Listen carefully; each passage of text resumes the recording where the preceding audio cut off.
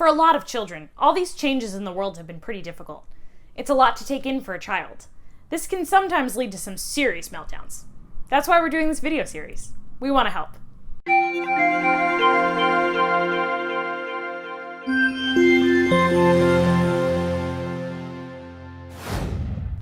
Hello, I'm Samantha from Learning Success. This video is part of a series to help you, the parent, reduce or prevent the stress on children that causes meltdowns, and also help you deal with them better when they do occur. In this series, you'll get help from a variety of experts on the subject. In today's video, we have Dr. Michael. Dr. Michael J. Provitera is an executive leadership trainer. As president of Motivational Leadership Training, his focus is on improving organizational effectiveness and enhancing individual success. He has trained over 1,000 executives.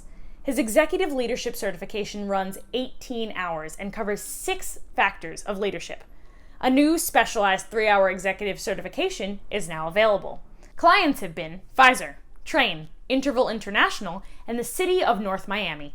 Michael is sought out by reporters for quotes in prominent media such as Forbes, U.S. News and World Report, The Daily News, Fox Business, Higher Ed Jobs, HR.com, NBC News, and the Washington Times. In today's video, we have Dr. Michael to talk about the change in student learning and styles of leadership to avoid a meltdown. Let's see what Dr. Michael has to say about preventing meltdowns. Hello, my name is Dr. Michael Provitera. I'm here today to talk to you about change and student learning. Sometimes students go through meltdowns. The change is realistic.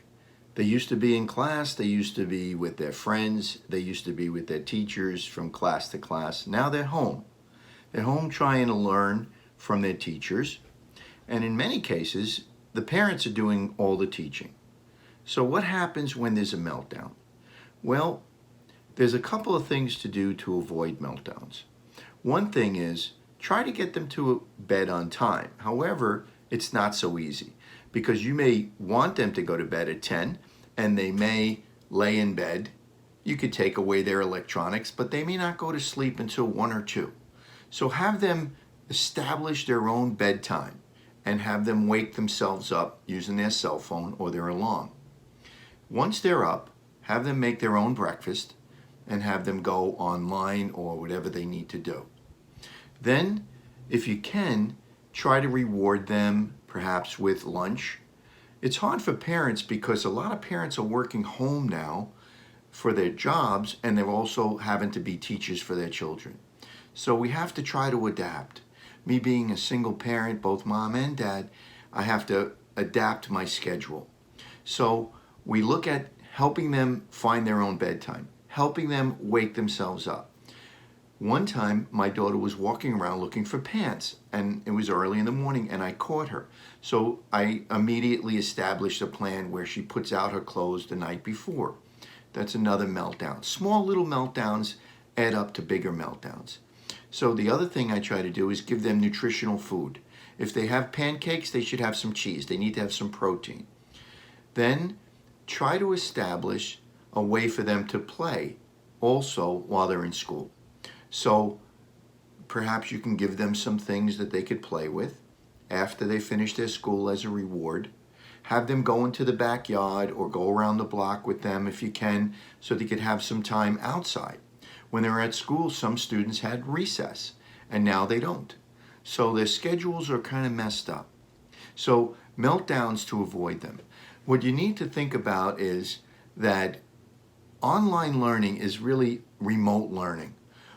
The federal government has not established an online learning platform because the school wasn't meant to be online and the students weren't planning to be online. So they call it remote learning.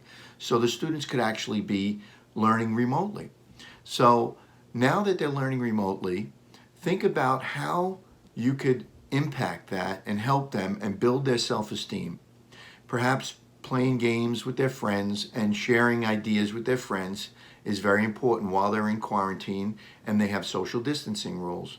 So that's one of the things to think about. The other thing you need to think about is try to build in these natural rewards. For instance, if you got little kids, I bought these little worry dolls that they could put under their pillow. And I've got a bag of like 10 of them, and I'm not selling them or nothing. I'm not motivating anybody to buy these, and they're not for sale. What I'm saying is that these things, little things like this, depending on the age of the kids, could make a huge difference. So as a doctor of organization behavior, and as I train executives and I train children in how to think about work as a young child before they even get into working at all in any kind of chores or anything, what type of career would they want at 4th and 3rd and 5th grade? So I go into the classrooms and I help them. And one of the ways I do that is, number one, I look at the task. So the task is to find a career for them even at a young age. Then I look at the readiness level of the students. Now, 5th graders, their readiness level is going to be pretty low. So I'm going to have to tell them what they need to do and tell them that the math that they learn will help them in school. The attitudes that they have, the good attitudes in school will help them on the job. The math that they learn that helps them in school will help them on the job. So these are the kind of reading a lot of different things will help them be well read when they finally get into the workplace. These are the leaders of the future. So we need to develop their minds and have a lot of patience with them. So that's the 3 things. You got a task. What's the task? Helping them with their homework. Assess the readiness level. Depending on what type of homework it is, one of my daughters had to do an essay and she was putting it off. She was procrastinating, and she told the teacher that she's having some issues at home, made something up, and she was under the pressure. And then the teacher gave her more time, and then she did a really good job. But really it was procrastination. I didn't know about that till the end, and I realized that that's part of it. Part of it is putting things off. A lot of students, children, they put assignments off until the middle of the night, and then they're cramming before they go to bed. And sometimes they're up 1, 2, 3 o'clock in the morning during a school week. And then they have to be up at 8 to be on camera or Zoom. So these are understandable things, but we have to try to keep them to a bare minimum and help students as much as we can. So number 1, so you look at the task, help them with the homework. Then you assess the readiness level. And like I said, depends on what it is. If it's an essay, it's a little hard. If it's fractions, it may be challenging. If it's reading a little passage and writing about it, maybe that would be easy if they have to write a sentence or a paragraph. Some students are better in things than others. And then finally, you have to pick a leadership style. There's 4 styles of leadership that you could use as an adult parent. One is telling. Telling would be sort of at the beginning, where you have to say, listen, this is what you need to do to prepare for the day, to plan your actions, to be successful as a student learning from home, an online learning platform, a remote learning platform. Then you have to sell them on the importance. This is important that you get through this.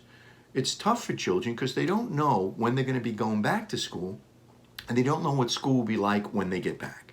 So you have to sell them on the fact that we don't know where we are going right now, but soon schools will open and you'll be back in class. Right now, I need you, we need our children to focus on learning from home and do the best they can. Then that's selling. So you sell them on the fact that they need to learn from home and do a good job. And then the next one, which is right about here, you start participating with them. So you're coming down now, you're participating with them, and then finally you delegate to them. So we have telling, we have selling, we have participating, and then we have delegating. So let's look at all 4 stages. Telling, listen, you need to get up early, you need to get yourself ready, you need to focus, have your clothes ready, have a shower. You don't want people rolling out of bed, especially boys, not to knock boys, I was a boy myself. We get out of bed, we do our hair, and we're ready. Sometimes the girls do that too. We want to look our best online, and we want to make sure we have clothes fully on, like shorts on is okay, but you should have pants on. So if you want to get up, you could get up and you have your pants on. You don't feel like, oh, I have shorts on, I can't get up. So these are the kind of things you have to focus on. Then we look at telling, then we sell, then we participate, and then we delegate. So when you're telling, you're letting them know what they need to do. Now you're selling. Online learning is very important. You're going to be successful. We're doing this right now to keep you safe because of coronavirus disease. We don't want you to get it. We don't want me to get it. So that's why everybody's quarantined and isolated. Then you move to participating. Let me help you with something. How could I help you? What do you need help with? Make sure you come to me when you need help. Don't do something that's not so good and then get a bad grade. Do everything you can, but when you run into a problem, let me know. I'm always available. And then you have to make yourself available. Even if you're working from home, you're going to have to make yourself available for your children. You could always work later at night. Even as adults, we shift, right? Just like our children are shifting, we're shifting. Instead of working 9 to 5, we might work 9 to 9 and take a 4-hour break from 12 to 3 or 12 to 4. So, and then participating. And then finally, delegate. You have to be stern here. You say, I need you to adapt, get your homework done, focus, don't play any games until the schoolwork is over, and then you can go back to Roblox or Mind Map or whatever you're playing. You may want to consider even getting a new electronic device if you could afford it, because a lot of the kids now are playing these games and they want to engage together. So I'm planning on getting my daughter a new game that she could play with her friends. She said everyone's playing, even older kids, younger kids. And then another daughter wants to watch something on Netflix. So I screened it, it looks okay, a lot of friends. So you have to adapt the children and give them what they need. So that's it. This is called Situational Parenting with Dr. Michael Provitera. I'm located in Fort Lauderdale, Florida, and I just want to tell you that your children are very important to you. They're very important to the world.